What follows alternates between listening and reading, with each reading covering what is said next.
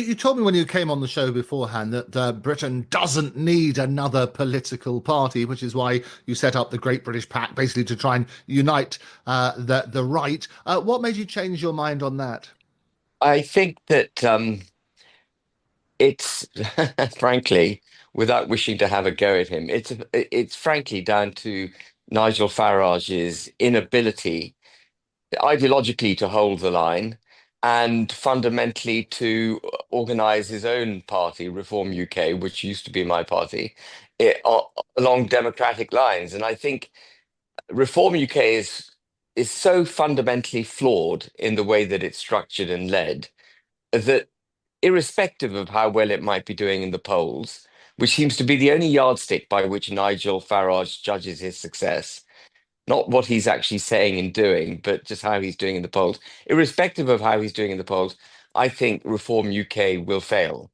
And I see no route back for Reform UK, frankly, irrespective of how it's doing in the polls.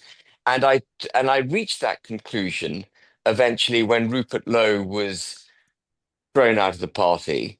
Um, and Rupert Lowe is one of many who've experienced the kind of malicious um, character assassination that Farage and his cohort of colleagues tried to deliver upon Rupert Lowe.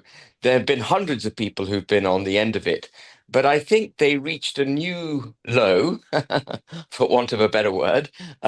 They reached a new low with Rupert when they trumped up a police complaint. I think that's absolutely beyond the pale. And, if you've got a leadership in Reform UK that chucks out a very good man, arguably one of the best parliamentarians, not arguably, one of the best parliamentarians in the Commons, and on the way out, you make false accusations against him, then you should yourself be thrown out of your party.